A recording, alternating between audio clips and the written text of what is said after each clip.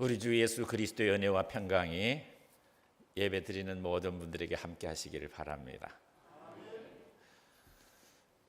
우리 장로님이 제가 풍기에 산다고 말씀을 해주셔서 너무 감사합니다. 2018년 6월에 이사 와서 지금 7년 반을 살았는데 떠나고 싶지를 않습니다. 제가 이곳에 온 동기는 우리 원로 목사님 덕분인데요. 우리 원로 목사님, 제가 풍기는 제 연고지도 아니고 연고자도 아무도 없는데 제가 왜 와야 되는지 이유를 몰랐어요. 근데 지금 생각해 보니까 이유를 알 듯합니다. 너무 감사하게 생각하고 풍기를 떠날 생각이 없습니다. 모르죠, 또 주님의 뜻이 있으면 떠나게 될지. 우리 최효열 목사님이 너무 인품도 훌륭하시고, 그래서 제가 평소에 기도도 이렇게 하면서 성내교회가 잘 되기를, 또 성장하기를 기도도 하고 그랬는데, 가끔은 이제 차도 마시고 교제를 합니다. 새 벽두에 말씀을 전할 수 있는 기회를 주셔서 너무 감사하고, 부탁하시기를 오늘 재직 봉사자 헌신 예배라고 그래요. 처음에는 재직 봉사자 세미나를 해달래요. 그래서 세미나요? 시간은 얼마나요? 그랬더니 30분이래요. 그래서 30분 가지고는 세미나가 안 되는데 언제 하느냐고 그러니까 예배 시간에 한대요. 그러면 헌신 예배를 하면 되겠다고. 세미나로 생각하신 거는 그래도 재직들에게 2026년 이 새해 벽두에 좀 기억될 말씀, 오랫동안 신앙생활 하셨지만 그러나 꼭 가장 기본적으로 생각할 말씀을 전해주십시오, 그런 뜻으로 알고 기도하며 준비하면서 이 말씀을 드립니다. 이 말씀은 제가 조금 전에 읽어주신 이 에베소서 4장 11절로 16절까지 6절 말씀은 단순한 6절이 아니에요. 이 말씀은 모든 재직들, 모든 그리스도인이 기억해야 될 반석과 같은 말씀입니다. 어떤 자세로 교회를 이해하고 어떤 자세로 교회에서 신앙생활을 해야 될지를 알려주는 가장 기본적인 지침입니다. 이제 원리적인 것이죠. 원리와 기본을 모르고 데코레이션하고 인테리어만 한다면 그 건물은 오래가지 못합니다. 그것은 회칠한 무덤과도 같은 거예요. 그러나 기초가 튼튼하고 원리의 뿌리를 내리고 있다면 바람이 불어도 홍수가 나도 흔들리지를 않습니다. 믿음이 요동치 않는 거죠. 그래서 오늘 이 말씀, 전하는 이 말씀이 여러분 신비에 박혀서 잘 박힌 모처럼 오랫동안 기억되고 주님께서 부르시는 그날까지 기억할 수 있기를 바랍니다. 재직이라는 말 아시죠? 그 제자가 한자어로 모두 제자입니다. 직은 직분 직자고요. 교회 안에 있는 모든 직분을 가리켜서 재직이라고 그럽니다. 재직은 그러면은 어떤 사람인가? 원리적으로 보면은 그 직분이라는 말이 뭘까? 교회에서 직분이란 말은 신약 성경에서 사도 바울께서 사용한 직분이라는 용어를 보면 크게 두 가지가 있습니다. 여기 에베소에 나오는 말씀처럼 오이코노미아라는 말이 있고, 또 다른 하나는 들어보셨을 거예요. 디아코니아라는 말이 있습니다. 골로새에서는 이 말씀이 직분을 어떤 때는 디아코니아를 직분으로 번역을 하고 어떤 때는 오이코노미아를 직분으로 번역합니다.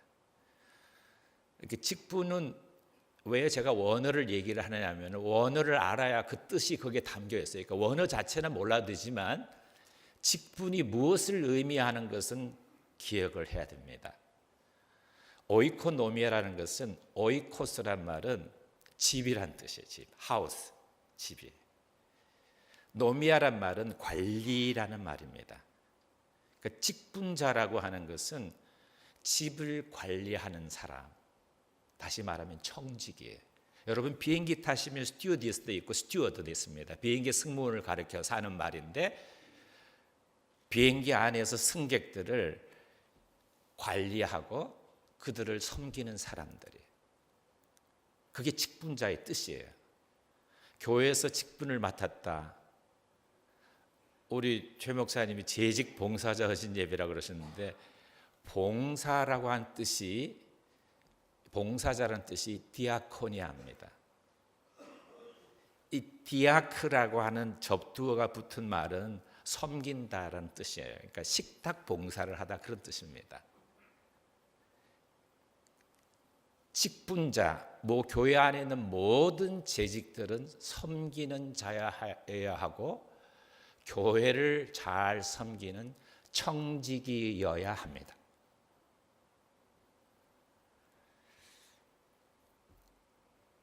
이제 직분이란 말 무슨 말인지 알겠죠?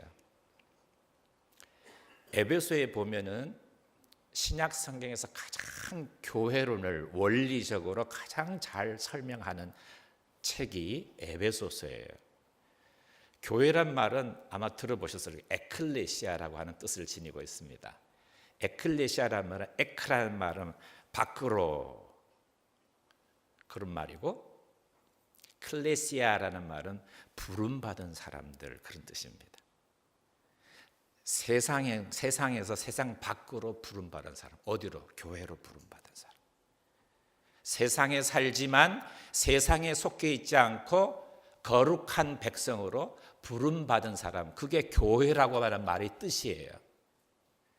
우리 한자어로 보면 가르칠 교, 모일 회자입니다. 가르치는 회, 모임이지만 원래 교회라고 하는 뜻은 예수 그리스도를 믿어서 하나님의 사람으로, 하나님의 백성으로, 그리스도의 제자로 부름받은 사람들, 그들의 모임이 교회의 뜻이에요. 신약성경 27권 모두가 다 교회론을 가리키고 있습니다. 교회론이라는 것은 교회에 대한 가르침을 주는 책이라는 뜻이에요. 마태복음부터 계시록까지가 그래요. 근데 그 가운데서 특별히 교회라는 말을 많이 사용하는 책들이 두 개가 있습니다. 요한계시록하고 사도행전이. 사도행전은 초기의 교회들이 막 성장하는, 구체적으로 교회가 어떻게 성장을 하게 되었나 하는 것을 묘사하고 있고, 요한계시록에서는 마지막에 교회가 이 세상에서 고통을 받고 하지만 마지막에는 승리할, 예수 그리스도로 말미암아 승리할, 예수 그리스도의 승리에 동참할 교회, 그러기 때문에 기도하고 인내로서 이 고난과 환난을 이기라고 하는 책이 계시록이에요. 그리고 구체적으로 교회 생활을 어떻게 해야 될까? 구체적인 문제에 대해서 은사는 어떻게 이해해야 되고, 또 우상 제물 먹는 것은 어떻게 해야 되고, 또 교회 안에서 일어나는 분파는 어떻게 이해를 해야 되고, 이런 것들을 구체적인 교회 생활에 대해서 가르치는 책은 고린도전서입니다. 그러나 기본 원리를, 교회란 무엇이며 교회의 교인이란 누구며 교인들이 모임인 교회는 어떠해야 하는가를 가르쳐주는 책이 바로 에베소서예요. 에베소서 가운데서 오늘 재직 봉사자 헌신 예배에 필요한 아주 FM과도 같은 말씀입니다. 이 말씀은 잊어버리면 안 되는 말씀입니다. 한 절씩 살펴보도록 할게요. 11절 함께 읽겠습니다. 함께 읽을게요. 그가 어떤 사람은 사도로, 어떤 사람은 선지자로, 어떤 사람은 복음 전하는 자로, 어떤 사람은 목사와 교사로 삼으셨으니 여기 보면은 교회 그 당시에 에베소 교회의 모든 직분자, 재직들이 거기에 언급이 되어 있어요. 5가지가 언급돼요. 첫째 사도입니다. 사도. 사도는 아포스톨로스란 말은 보냄을 받은 자, 어떤 사명을 받아서 보냄을 받은 자, 그런 뜻입니다. 사도. 사도는 우리가 잘 아는 12사도들, 그 사도들이에요. 사도들. 그 사도들이 하는 일은 어떤 특정 지역에 붙박이로 있질 않습니다. 여러 곳에 다니면서 교회를 감독하고 가르침을 주고 복음을 전하는 분이에요. 그게 사도예요. 어떤 사람은 사도로 세움을 받았고 어떤 사람은 선지자로. 교회 안에도 구약에만 선지자가 있는 게 아니라 당시 교회 안에도 선지자가 있었습니다. 이 선지자란 말은 하나님의 뜻을 전하는 자, 그런 뜻이에요. 선자가 앞선 자고 지자가 알지자인데 앞서 아는 거예요. 뭐를? 하나님의 뜻을 앞서 아는 거예요. 그래서 하나님 뜻을 모르는 사람에게 전하는 사람이 선지자예요. 그런 선지자가 교회 안에 있습니다. 또 어떤 사람은 복음 전하는 자로. 이거는 교회에서 모든 성도들이 복음을 전해야 되지만 복음 전하는 거가 주 임무인 사람이에요. 복음 전도자입니다. 우리 요즘 말로 하면 선교사들 해당하겠죠? 그게 본업이에요, 그게. 그리고 어떤 사람은 목사와 교사로. 이 목사와 교사는 붙박이입니다. 그러니까 어떤 지역 교회를 섬기는 목양하는 목사님과 그리고 말씀을 가르치는 사람들, 그런 뜻이에요. 교회 안에 직분이 있습니다. 교회 안에 왜 직분이 있을까요? 출애굽기 18장에 보면은 모세가 출애굽해서 이스라엘 백성들의 히브리 민족들을 광야로 이끌어내서 수르 광야, 신 광야를 거쳐서 시내 산을 이르기 전에, 그게 시내 산에 이르러 시내 광야에 이를 때가 3개월 됐을 때 출애굽한 지 40년 동안 광야에서 헤매지만 그 이동하는 가운데 18장에 보면 19장인지 시내 산에서 시내 산 언약을 받게 되는데 18장에 보면은 모세의 장인 이드로가 모세가 하루 종일 재판하는 걸 보고 그러지 말고 이 일을 분담을 해야 된다. 체계를 세우고 조직을 세워야 된다고 충고를 했어요. 모세가 그걸 받아들입니다. 그래서 1000부장, 100부장, 50부장, 10부장을 나누게 되는 거죠. 다시 말하면 12지파 공동체가 출애굽할 때 당시의 장정만, 군대 무기를 들고 싸울 수 있는 사람만 한 60만 정도 됐으니까 12지파를 보면은 4만 몇천 명, 이렇게 한 5만 명씩 평균적으로 된단 말이죠. 그런 지파 공동체인데 그렇게 많은 사람들이 광야에서 움직일 때 물론 하나님께서 낮에는 구름 기둥으로 밤에는 불 기둥으로 인도하시지만 조직이 필요한 거예요. 그래서 교회도 조직이 필요합니다. 근데 세상에도 조직이 있잖아요. organization이 있어요. 조직체예요. 그런데 세상에서 하던 조직을 회사나 직장이나 학교나 사업이나 기업에서 하던 그 조직을 가지고 교회 안에서 섬기려고 하면 맞지를 않습니다. 왜? 교회는 영적 조직체이기 때문입니다. 그 말이 무슨 말인가 하니요, 이게 자기가 자기 역량평가, 인성평가를 하고 역량평가를 해서 적성에 맞고 이렇게 해서 선발된 게 아니에요. 재직이라고 하는 거예요. 다시 여러분 11절 첫 단어를 보면은 첫 단어가 뭐예요? 그가로 시작됩니다. 그리고 11절 마지막의 단어가 뭐예요? 삼으셨으니. 원어 성경을 보면은 그가 주셨다 그렇게 되어 있어요. 그가 주셨다. 직분을 누가 주셨어요? 주님이 주신 거예요. 앞에 그는 앞절을 보면 올라가셨다가 내려오신 분이다. 예수 그리스도를 말하는 거예요.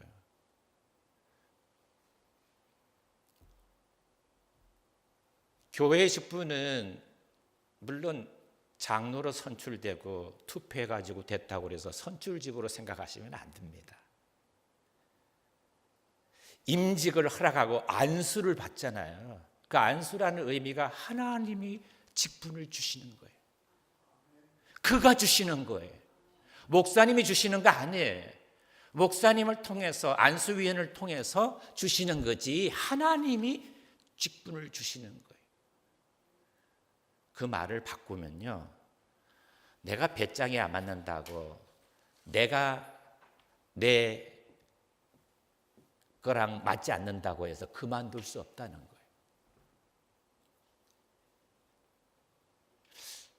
제가 제 제자가 있었는데요, 개척교회를 하는 목사님이었어요. 울산에서 목회하는 목사님이셨는데 개척교회 하기가 얼마나 어려웠겠어요. 물론 오래전 얘기입니다. 3년을 개척교회를 하면 겨우 30-40명 이제 2층 삼각교회 얻어가지고 해놓으면은 이분들이 조금 뭐 이렇게 신앙생활하고 좀 아파트 새로 옮기고 하면서 큰 교회로 가버리고 그래가지고 아파트 단지 그 상가 2층을 얻어가지고 힘드니까 다른 데 또 옮긴 거예요. 그렇게 2번을 옮긴 거예요. 그러니까 9년을 한 거예요. 오래전에 저한테 찾아와서 제 시자니까 이제 더 이상 저 목회 못 하겠습니다. 그때 제가 그분한테 해드린 말이 있습니다. 목사님을 누가 부르셨습니까? 누가 목사님을 목사님 되게 하셨습니까? 근데 목사님의 목회 힘들다고 사정이 생겼다고 다른 일이 생겼다고 목사님이 그만두면 되시겠습니까? 그 말에 이분이 충격을 받았어요. 어디 그 목사님 뿐이겠습니까? 우리 모두 마찬가지예요. 하다 보면은 교회에 봉사하다 보면은 정말 속 뒤틀릴 때가 한두 번이 아니에요. 내 마음 속마음 몰라주고 뒷담화하고 뒤에서 이 말 저 말 듣는 적이 한두 번이 안 돼요. 그렇다고 해서 그만둡니까? 그가 직분을 주신 거예요. 직분자는 누가 나에게 직분을 주셨는가 하는 것을, 누가 임명권자인지를, 누가 나에게 임직하게 했는지를 기억해야 합니다. 왜? 영적 조직체니까요, 교회가. 두 번째 말씀입니다. 12절입니다. 같이 읽을게요. 이는 성도를 온전하게 하여 봉사의 일을 하게 하며 그리스도의 몸을 세우려 하심이라. 직분을 주신 목적이 뭐예요? 세 가지 목적이에요. 첫째 뭐예요? 성도를 온전하게 하여. 이 원어를 보면요, 온전하게 하여가 아니에요. 준비시켜서, 무장시켜서 그런 뜻입니다. 그래서 영어 성경은 제대로 번역을 했더라고요. 성도를 준비시키는 거예요. 무장을 시키는 거예요. 영적 전투를 하고, 교회에서 영적 전투를 하려면 채비를 해야 되는 거예요. 여러분, 낚시를 가도 채비를 하지 않습니까? 무슨 일을 해도 준비를 합니다. 운동을 해도 준비를 하고 시작해요. 준비 운동을 시작합니다. 그래서 어떤 일을 할 때는 시합을 하기 전에도 몸을 풀고 시합을 하는 거예요. 그냥 바로 시합하면 몸이 굳어서 제 실력을 발휘하기가 어렵습니다. 시작하기 전에 Are you ready? 준비됐나요? 이거 점검해 봐야 되는 거죠. 주님께서 우리에게 직분을 주신 것은 첫째, 우리를 무장시키시는 거예요. 직분이 없으면 책임이 안 따르기 때문에 그냥 해도 그만, 안 해도 그만이라고 생각할 수 있습니다. 그러나 직분을 받으면 다릅니다. 책무가 따르기 때문입니다. 책임도 있고 의무도 있는 거예요. 주님께서 나에게 직분을 주셨으니까 직분에는 맡기신 일이 있단 말이죠. 그건 맡은 바에 대한 책임이 따르는 거예요. 불러주시는 거에 대해서, 주님이 나를 택하시고 불러주는 거에 대해서 책임이 따르는 거라고. 책임이란 말이 영어로 responsibility라 그러는데 response를 해야 될 거 아니에요. 나를 콜링을 했으면, 나를 불러줬으면 response, 응답을 해야 될 거 아니에요. 그게 책임 있는 사람이에요. 직분을 주신 목적은 우리로 하여금 첫째, 우리를 무장시켜서, 왜 무장을 시킬까요? 두 번째, 봉사의 일을 하게 하고, 봉사를 하게 하는 거예요. 여러분, 이 일은 두 가지가 있습니다.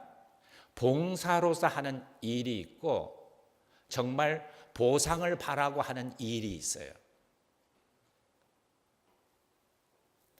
섬김과 일의 차이는 다른 거예요. 우리 인간의 행위를 둘로 나누면 섬김도 있고 일을 위해서 하는 행위가 있어요. 일은 대가를 바라고 하는 행위입니다. 돈을 벌거나 삭스를 요구하거나 아니면 지위, 위치를 요구하거나 아니면 명예를 얻기 위해서 한다거나, 그것들은 다 일이에요. 일로서 하는 행위인데 여기는 봉사의 일, 섬김의 일은 다릅니다. 섬김은 목적 행위가 아니에요. 뭘 얻기 위해서 하는 행위가 아니라 이미 예수 그리스도를 믿어서 내가 받았기 때문에, 구원에 참여했기 때문에, 내가 은혜를 받았기 때문에, 은혜를 받기 위해서 하는 행위가 아니라 이미 은혜를 받았기 때문에, 생명을 받기 위해서 하는 행위가 아니라 이미 예수 그리스도의 생명수 샘물을 마셨기 때문에, 그래서 감사함으로 하는 행위가 섬김이에요. 근데 직분자 가운데서 안수집사, 권사 뭐 이렇게 직분을 받아놨고, 장로님들은 그런 분들이 좀 적으시더라고요. 책임이 더 크니까. 근데 장로님 되기 전에 안수집사님 이런 분들을 보면은 교회에서 상처를 받잖아요.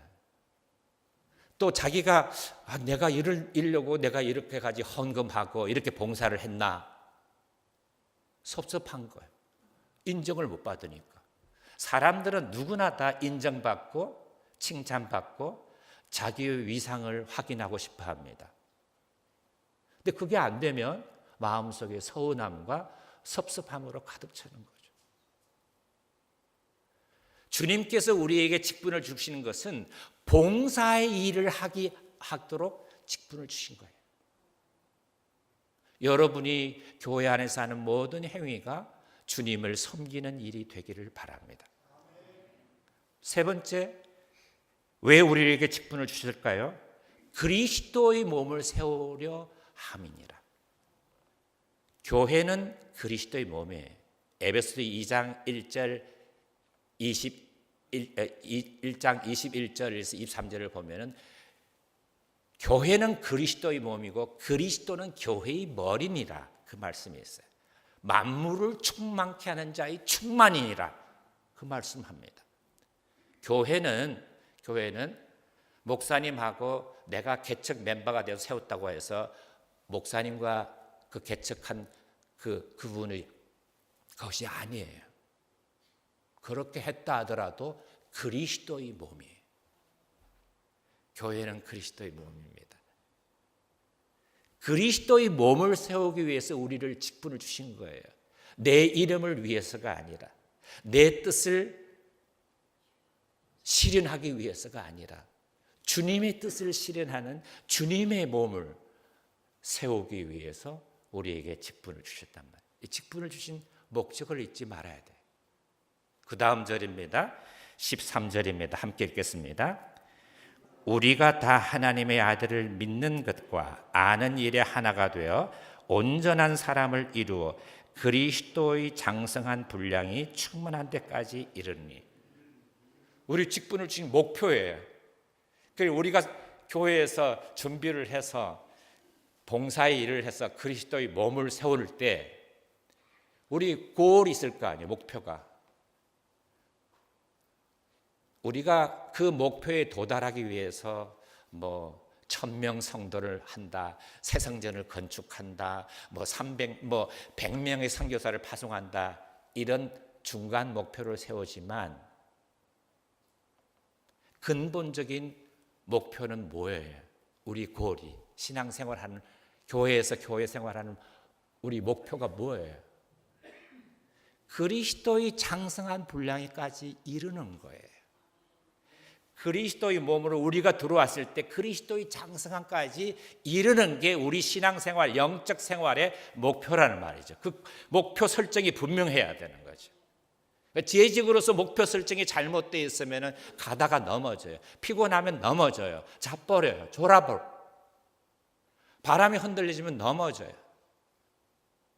힘들면 가다가 그만둬요. 안위감만 못한 거죠.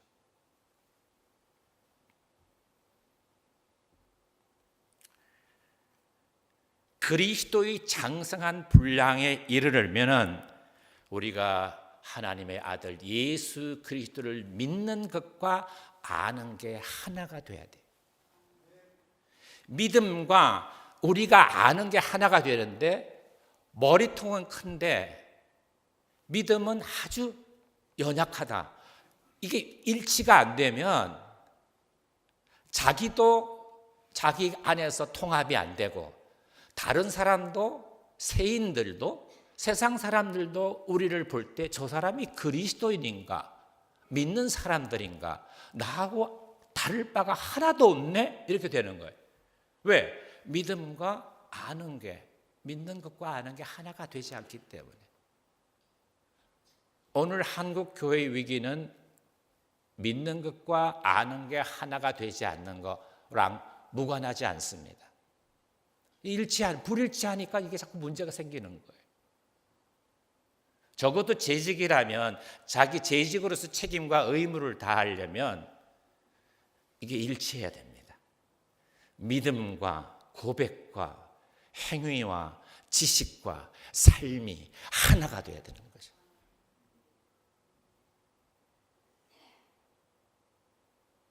사람들이 교회 다니다가 안 나가는 사람들, 왜 교회 안 나가나 보면 그런 데 상처받는 사람들이 많습니다.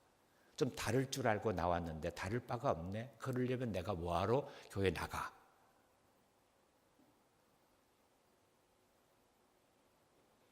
그래도 교회 나가야 되는 이유가 많지만 그분은 그렇게 생각한단 말이죠.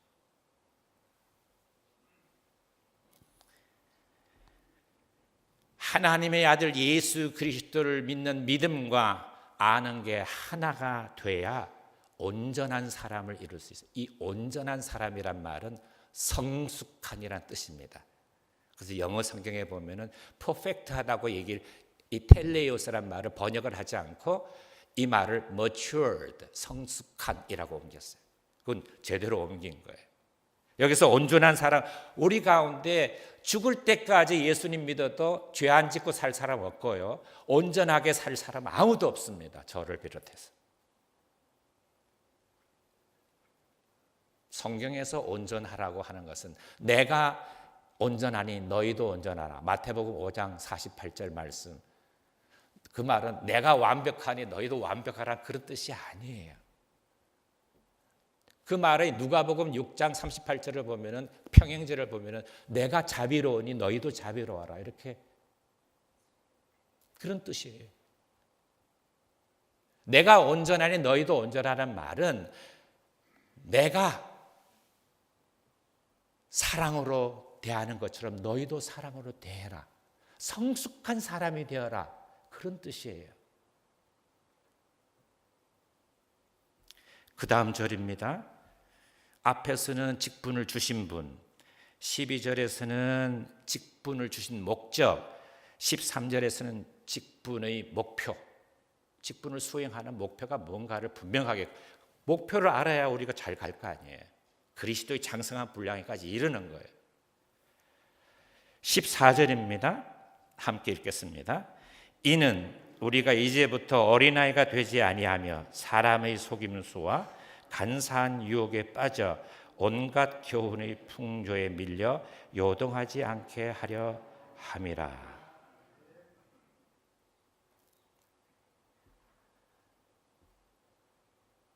왜 우리가 그리스도의 장성한 분량에 이르러야 할까요? 그 이유가 뭘까요? 직분을 수행하는 그리스도의 장성한 분량에까지 이르러야 될 세 가지 이유를 말해주고 있습니다. 첫 번째는 어린아이가 되지 말라는 거예요. 어린아이가 되지 않도록. 몸은 성인인데 생각과 하는 행동은 어린아이인 사람이 적지 않이 있습니다. 성인 아이죠. 몸은 성인인데 하는 행동을 보면, 행동 거지를 보면 어린아이 같아. 어린아이들은 자기 거를 챙기는 거죠. 놓을 줄 모릅니다. 한번 붙잡으면 아니야 하고 계속 울기만 하는 거죠. 떼를 쓰는 거예요. 생떼를. 교회 안에서 어린아이 같이 생떼를 쓰면은 그리스도의 몸을 세울 수가 없습니다. 자기는 소신이죠. 교회 안에서는 소신이 별로 필요 없어요. 왜? 그리스도의 몸을 이루는 것은 기준이 뭐냐면 내 소신을 관철시키는 게 아니라 내 뜻을 이루는 게 아니라 하나님의 뜻을 이루는 거예요. 하나님의 뜻이 우리 신앙생활의 기준이에요. 목사도, 장로님도, 권사님도, 모든 재직들, 모든 성도들도 하나님의 뜻을 알고 하나님의 뜻을 지키는 거예요. 직분 수행을 하는데 우리가 그리스도의 장성한 분량에 이르러야 될 두 번째 이유는 뭘까요? 사람의 속임수와 간사하는 유혹에 빠지지 않도록. 이 속임수란 말은 퀴비스라는 원어인데요. 큐빅이란 말이 여기서 나왔어요. 이 주사위 놀이입니다. 주사위로 야바이들이 막 이렇게 하면서 놀이하는 거 있잖아요. 그 속임수예요, 그거는. 그 시장 통해서 막 하는, 옛날 로마 시대 때도 그런 게 있었단 말이죠.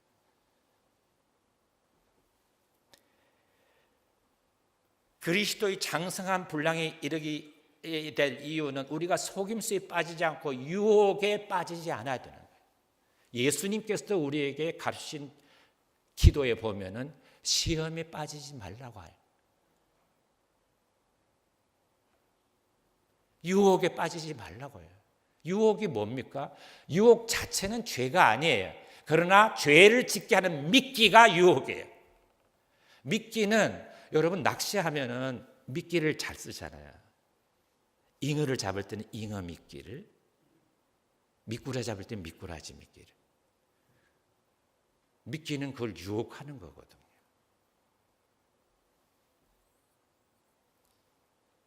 그렇게 어린아이가 되지 않고 속임수와 유혹에 빠지지 않으려면 그리스도의 장성한 분량에 이르러야 되는 거죠. 세 번째 우리가 그리스도의 장성한 분량에 이르러야 될 이유는 뭐냐면 온갖 교훈의 풍조에 밀려 요동하지 않게 하는. 풍조란 말이 원어를 보면 아네모스란 말이에요. 이게 바람이란 뜻입니다. 세상에서 있는 바람들, 온갖 바람들, 유행도 바람이에요. 풍조가 있어요. 세상에서 부는 풍조가 있어요.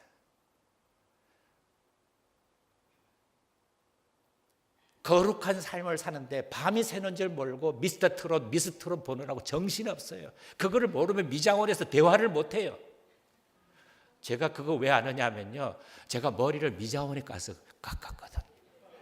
그러면 이제 파마하고 이제 기다리는 사람들이 있는데 그 사회에서 얻어 듣는 거예요. 그거 안 보는 사람은 무슨 나는 방언인 줄 알았어요. 세상에도 방언이 있구나. 못 알아듣겠어요. 누가 왔는데 어떤 사람은 그 어떤 가수의 그 내력을 다 꿰고 있어요. 예, 쟤는 이렇게 했는데 이렇게 된 거야. 쟤는 실력이 있는데 뭐가 나빠서 이렇게 돼서 이렇게 떨어졌는데 다시 나오면 또 될 거야. 거의 예언도 해요. 다 지나가는 것들입니다. 영원한 것이 아니에요. 그리스도의 장성한 분량에 이르러야 돼. 어린아이가 되지 않도록, 속임수와 유혹에 빠지지 않도록, 온갖 교훈의 풍조에 흔들리지 않도록. 이게 요동하면요, 아무리 견고하게 세운 건물도 흔들리기 시작하면, 조금씩 흔들리기 시작하면 무너지는 거예요. 그래서 흔들리는 걸 조심해야 되는 거죠. 15절입니다. 함께 읽을게요. 오직 사랑 안에서 참된 것을 하여 범사에 거기까지 자랄지라. 그는 머리니 곧 그리스도시라. 이 직분 수행하는 방법입니다. 어떻게 해야 돼요? 그런 직분 수행을?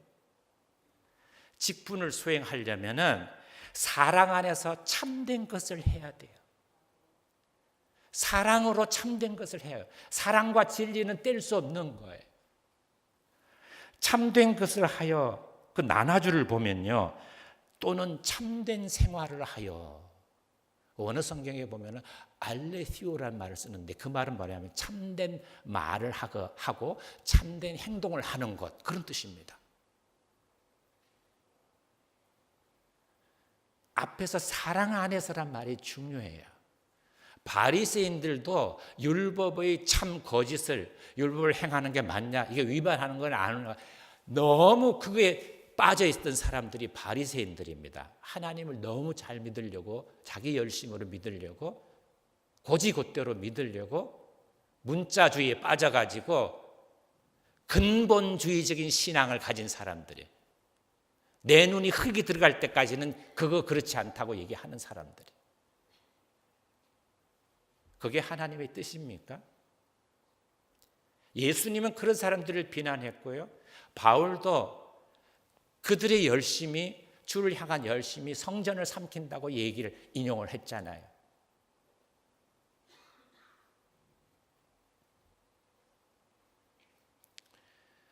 참과 거짓을 분별할 때는 사랑 안에서 해야 됩니다. 사랑과 떨어지면은 사람이 다쳐요. 조금 전에 제가 말씀드렸잖아요. 사람은 누구나 잘못을 한다고. 예수님을 믿어도 잘못을 할 수 있다고. 목사라도 잘못할 수 있다고. 평생을 예수 믿었는데 70이 넘도록 예수 믿었는데도 잘못할 수 있다고. 그게 사람이에요. 그걸 인정해야 돼. 그래야 하나님 앞에서 무릎을 꿇고 회개할 수 있고,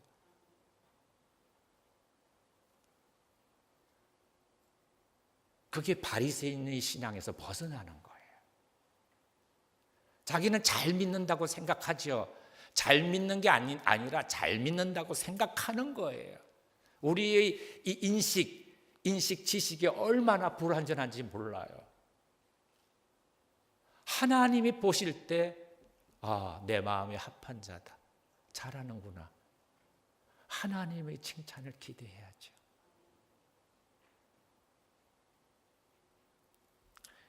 사랑 안에서 참된 것을 해서 범사에 거기까지 자랄지라. 목표가 예수 그리스도입니다. 그는 머리니 곧 그리스도라. 이 15절 하반절과 16절 마지막 절이 연결되어 있어요. 15절 하반절, 그는 머리니부터 16절까지 읽겠습니다. 그는 머리니 곧 그리스도라. 그에게서 온몸이 각 마디를 통하여 도움을 받음으로 연결되고 결합되어 각 지체의 분량대로 역사하여 그 몸을 자라게 하며 사랑 안에서 스스로 세우느니라. 여러분, 제가 11절에서 뭐라 그랬어요? 그가 사도로, 선지자로, 복음 전하는 자로, 목사와 교사로 세우셨다. 그가 직분을 주셨다. 그 말씀 드렸잖아요. 교회는 영적 조직체예요. 조직이 있어야 됩니다. 막 체계 없이 이랬다 저랬다 하면 안 되는 거예요. 그러나 그것만으로는 안 되는 거예요. 교회의 한 면은 organization, 조직체이지만 그보다 더 중요한 것은 organism입니다. 유기체예요. 그리스도의 몸이에요. 몸에는 머리가 있는 거예요. 이 머리에서 마디를 통해서, 이 마디란 말이 하페라고 하는 말인데요, 이 마디란 말이 인대, 관절 그런 뜻입니다. 그거로 온몸이 연결될 뿐만 아니라 결합되어 있어요. 그게 유기체입니다. 목사님과 장로님이 연결되지 않고 장로님과 권사님 안수자 연결되지 않고 재직들과 평신도들이 연결되어 있지 않다면 그건 유기체가 손상을 받는 거예요. 그 몸은 병든 몸이에요. 그리스도의 몸이 손상된 몸이란 말이죠.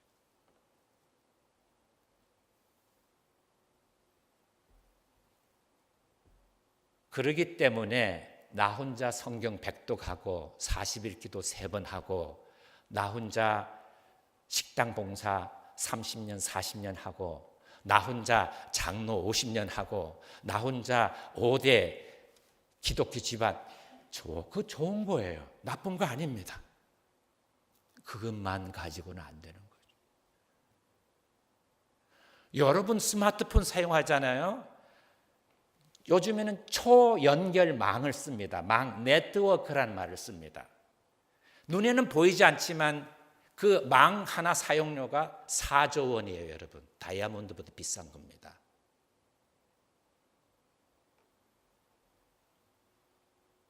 그걸로 다 연결이 되어 있어요. 요즘 AI가 나와가지고 여러분 지식의 양이 많은 거 별로 소용이 없습니다. 왜? AI에다 물어보면 다 알아요. 그러면 뭐가 중요할까요? 질문을 잘해야죠. 방향성이 좋아야죠. 그 질문을 왜 하느냐? 그게 중요한 거죠. 교회 성장도 중요합니다. 그러나 더 중요한 것은 성숙입니다. 교인들의 성숙이.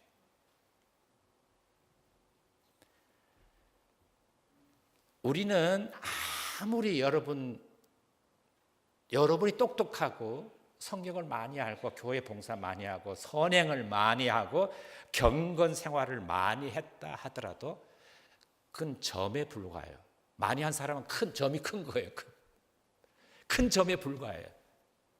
그러나 여러분 하나님의 집이 되려면 점과 점이 연결돼야 선이 됩니다.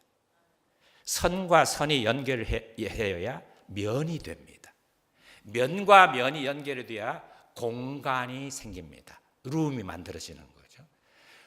방과 방이 연결돼야 건물이 되는 거예요. 하나님의 집이, 예수 그리스도가 모퉁이 된 건물이 세워지는 거예요. 교회 이름 방방에 예루살렘실, 시온설 이렇게 붙였다고 해서 그게 하나님 성전이 되는 게 아니에요. 나는 연결되어 있는 거예요. 그리스도의 몸에 연결되어 있는가? 연결되고 결합되어 각 지체의 분량대로 역사해요. 분량. 우리가 어떤 사람은 이거 잘하고 어떤 사람은 저거 잘하고 어떤 사람은 이거를 많이 잘하고 중간 잘하고 덜 잘하고 어떤 사람은 저것을 아주 잘하고 덜 잘하고 이게 차이는 있을 수 있어요. 분량이에요. 그건. 믿음의 분량이고 은사의 분량이에요. 하나님께서 주신 거예요. 그러나 스스로 그리스도의 몸을 세우는 거예요. 주님께서. 우리가 거기에 다 연결되어 있지만 우리에게 연결되어서 그 몸을 이루도록 에너지를 공급하고 힘을 주시고 영적인 힘을 주시는 분은, 믿음을 주시는 분은 주님인 줄로 믿습니다. 오늘 이 말씀을 기억할 수 있기를 바랍니다. 작년 9월달 제가 한 3개월 전에 목회자 100명들을 이렇게 제가 한 20년을 섬기는 세미나를 인도를 했는데요. 주제가 뭐냐면요, 거듭나는 교회 회복하는 교회. 지금 한국 교회가 거의 회복이 안 돼요. 한국 교회 성장이 지금 30년 전으로 돌아갔어요. 30년 전의 교세가 지금 교세예요. 성장이 안 돼요. 안 되는 여러 가지 요인들이 학자들이 분석을 했어요. 그거 어떤 사람은 이렇게 얘기하고 어떤 사람은 저렇게 얘기를 해요. 그거보다 더 중요한 거는 뭘까요? 오늘 이 말씀을 들은 우리가 한국 교회가 이렇다고 해서 주저앉으실래요? 영주도 제가 올 때만 해도 영주 시민이 12만 명이었어요. 지금 9만 9천 명인가? 그것도 2025년 1월 달이 9만 9천 명이었어요. 지금 조금 더 떨어졌어요. 유입은 적고 세상 떠나신 분은 많기 때문에 3천 명이 세상 1년에 3천 명 떠나시고 1,000명 정도 어린아이들 낳고, 그러면은 여러분 인구가 감소되면 교회 안의 인구도 감소되게 돼 있어요. 젊은 사람들 보기가 요즘에 어려운 시절이 됐어요. 나이 많은 분, 고령자들이, 지방은 이미 우리 전국 평균적으로도 인구의 20%가 다 65세 이상이에요. 초고령 사회로 진입했어요. 이미 전체가. 지방에, 교회는 더 그래요. 교회는 50%는 될 거야 아마. 특히 경북 지방은요. 잘 생각하셔야 됩니다.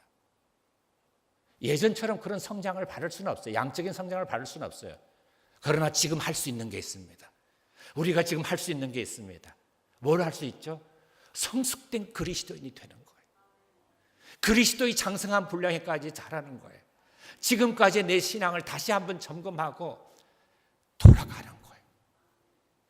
내 뜻을 주장하지 말고, 지금까지는 그렇게 살았다 하더라도, 주님의 이름을 빌어서 내가 그렇게 살았다 하더라도 이제는 주님의 이름을 위해서 살 수 있어야 되는 거죠. 하나님의 뜻이 내 삶의 기준이고 내 믿음의 기준이 될 수 있어야죠. 하나님의 뜻대로. 저와 여러분이 그렇게 될 수 있기를 바랍니다. 바울은 고린도전서 4장 2절에 이렇게 말합니다.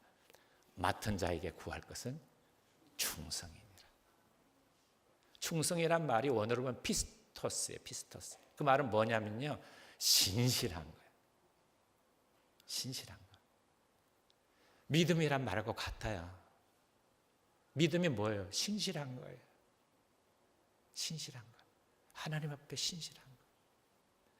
주님께서 우리에게 미쁘신 것처럼 우리도 주님을 신실하게 섬기는 것, 충성되게 섬기는 것, 그런 과제가 저와 여러분에게 있습니다. 모든 직분자들에게 있습니다. 모든 봉사자들에게 있습니다. 오늘 이 말씀을 기억하고 주님을 기쁘시게 하는 삶, 주님께 영광 돌리는 삶을 살 수 있기를 주의 이름으로 축원합니다. 기도드리겠습니다.